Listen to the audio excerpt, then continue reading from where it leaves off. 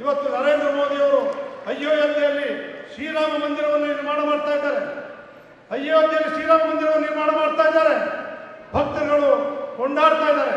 ಹಳ್ಳಿ ಹಳ್ಳಿಗಳಲ್ಲಿ ಜ್ಯೋತಿಯನ್ನು ಬೆಳೆಸ್ತೀವಿ ಅಂತ ಕಾಯ್ತಾ ಇದ್ದಾರೆ. ಆದರೆ ಸ್ವಾಮಿ, ನಿಮ್ಗೆ ಆಗಲ್ಲ ತಾನೇ, ನೀವು ಹೋಗೋದು ಬೇಡ. ಆಯ್ತಾ ಯಾಕೆ ನಮ್ಮ ಎಲ್ಲ ಜನರಿಗೆ ಅಪಸ್ವರಗಳನ್ನು ತೆಗಿತೀರಿ? ದಯಮಾಡಿ ಅದನ್ನು ತೆಗಿಯೋರಿಗೆ ಪಾಠ ಕಲಿಸಿ. ನೀವು ತೆಗಿಯೋಕೆ ಕೂಡುದು ಅಂತ ಹೇಳಿ ಅಷ್ಟು ಧೈರ್ಯ ನಮ್ಗಿಲ್ವಾ?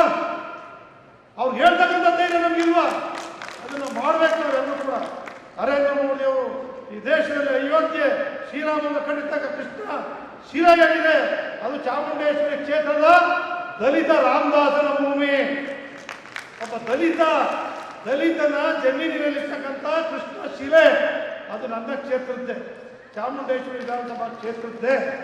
ಕೃಷ್ಣ ಶಿಲೆ, ಶ್ರೀರಾಮಚಂದ್ರನ ಶಿಲೆ ಚಾಮುಂಡೇಶ್ವರಿ ವಿಧಾನಸಭಾ ಕ್ಷೇತ್ರದ ಒಬ್ಬ ದಲಿತ ಜಮೀನಿನಲ್ಲಿ ಸಿಕ್ಕಿರ್ತಕ್ಕಂಥದ್ದು ಅತ್ಯಂತ ಹೆಮ್ಮೆಯಿಂದ ಹೇಳಿ ಬಯಸ್ತಾ, ನಮಗೆಲ್ಲರೂ ಗುರುಗಳನ್ನು ಮಾತಾಡೋಕ್ಕೆ ಅವಕಾಶ ಕೊಡೋದಕ್ಕೆ ಅವ್ರ ಪಾದಕ್ಕೆ ಎಲ್ಲ ಗುರು ಹರಗುರು ಚರಣಮೂರ್ತಿಯವರಿಗೆ, ದೇವೇಗೌಡರಿಗೆ, ತಮಗೆಲ್ಲರೂ ನನ್ನ ಈ ಕಾರ್ಯಕ್ರಮದಲ್ಲಿ ಭಾಗವಹಿಸಿದ್ದೀರಿ.